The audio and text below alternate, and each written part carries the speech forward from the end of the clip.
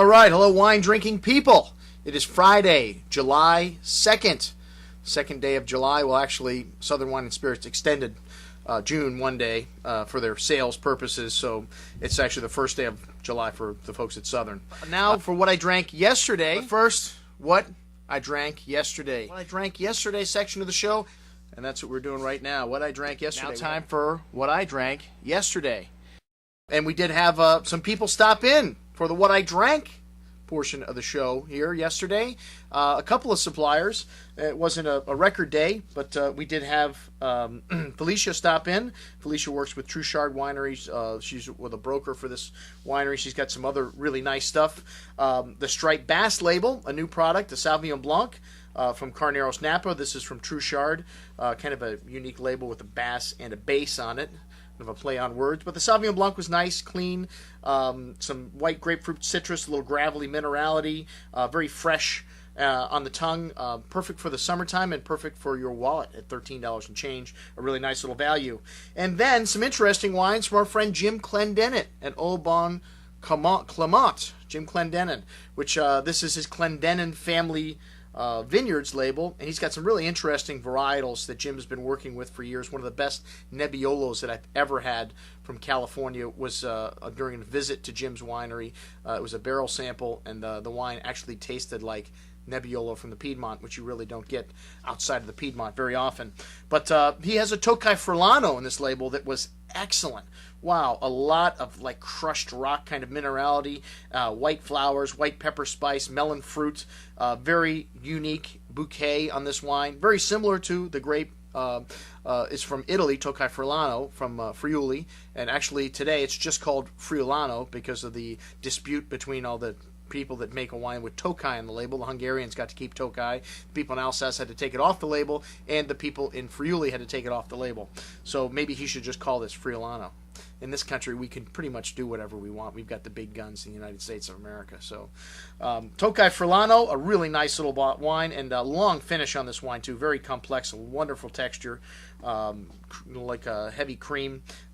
Very nice. And then we did a little Chardonnay from Santa Maria Valley. Jim is kind of known for his Burgundian-style wines. That's why I was a little bit taken back with this. Very California-style wine, very rich, a lot of that vanilla bean spice, a little creme caramel in there, but still had some great underlying minerality and great concentration. This is from the Biennacido Vineyard, 100%, or Le Bon Clement Vineyard, I'm sorry, 100% certified organic.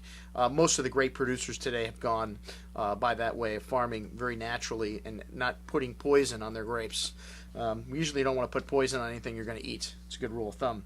Okay, and then a Pinot Noir from Clendenen Family. A lot of barnyard on the nose here. A lot of terroir in this wine. One of the things I love about Pinot Noir, it still had that exotic spice and that lovely black raspberry fruit. And this is from the Santa Maria Valley, and really nice. Maybe a little hefty in the price tag, though, $63. But a really nice bottle of Pinot. And then a Petit Verdot. A varietal that you don't see made as a single varietal very often. It's a blending grape they use in Bordeaux. But this one was really nice. A lot of toasty oak and caramel notes on the nose. Some lovely violet kind of floral notes that you get from Petit Verdot. And some pretty big tannins in this wine still. But a healthy dose of acidity and lots of fruit, lots of everything else. A really nice wine. Like I said, we don't expect anything else from Jim. He makes great wines. It's the first time I've tried his Clendenen Family labels. Great stuff, Jim. All right, and then a little dessert wine to finish things off. The Truchard Roussanne Botrytis, which I love dessert wines. If you take a look around the store here, we probably have more dessert wine than I'll be able to sell in my lifetime, but I will drink it. And not more than I can drink in a lifetime. Dessert wine's usually a bottle business, and they're very expensive to make. When you make a wine like this, you make, they say, one bottle out of a vine. You can make one glass out of a vine. So a quarter of the production. That's one of the reasons why dessert wines are more expensive than regular wines. Usually, for a half a bottle, this is $37.50, but the wine had just oozing with peaches and apricot fruit, this lovely honeyed character that you get from the botrytis, and still a fresh acidity at the end. All great sweet wines should finish dry. They should have enough acidity to balance out that sweetness. And even though you had a ton of sweetness in this, the acidity leaves your palate feeling fresh and balances things out. Really nice little wine. We don't expect anything less from Truchard. They do make great wines. And then the folks from Constellation Brand stopped by. These were the people that we extended the month for over at Southern. They needed to make some numbers, and some great deals in this portfolio, the best being the Magnificat 2006. This is Franciscan's top wine, a great Oakville property. We do great with their Napa cab. It's been a huge hit for us in that under $20 price range, probably the best seller in the store from Napa over the last year. The '05 vintage is almost gone. We only got a few cases of this left, and then we're on to '06, which is what the Magnificat is. We started out with a little Franciscan Chardonnay. I've never been a big fan of their Chardonnay, but it was good. Not the reason why I get out of bed in the morning. And then the Sauvignon Blanc. This is the first time Franciscans made a Sauvignon Blanc. And again, good. Not the reason I get out of bed in the morning. And then Bluefield Riesling from the Mosel. Kind of curveball.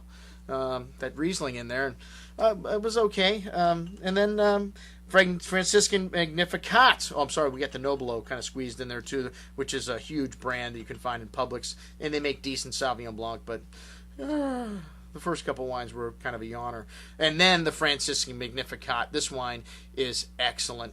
Used to be predominantly Merlot to the tune of about 80%, but they've added a little more cab in. It's still just under 50% Merlot, quite a bit of cab. It's got Cabernet Franc in it, Petit Verdot. Really nice bottle of wine. A lot of fresh plowed earth, some nice mushroomy tones to this, underbrush, dried tobacco, a lot of big black cherry and currant fruit to it. And Merlot makes a more elegant wine. A lot of winemakers, because Merlot is very similar to Cabernet, will tell you Merlot is more in the front of your palate, Cabernet is more in the back of your palate. But this wine, very full-bodied, very rich, and most people in a blind tasting would guess this wine is Cabernet, not Merlot. That's why we have it in the Cabernet section. And I'm going to have wine with dinner. Well, we did have a couple other wines, but not very exciting. Rufino, Chianti Superior, and Ravenswood Petit Syrah.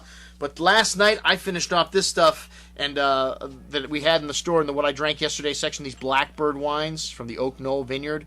Wow. I mean, this is a true sign of a great wine when you taste it on the second day, and it improves by leaps and bounds. And these wines, Merlot and Cabernet Franc-based wines, were outstanding on the second day. The illustration and the Paramore being a little more sweet and sappy, the illustration being a little more elegant and a little more understated, but both wines, incredibly long finishes, drinking exceptional on the second day. And that's what I had to drink last night. I'm your host, Andrew Lamposone, signing off for the Wine Watch, saying remember, always drink the good stuff first.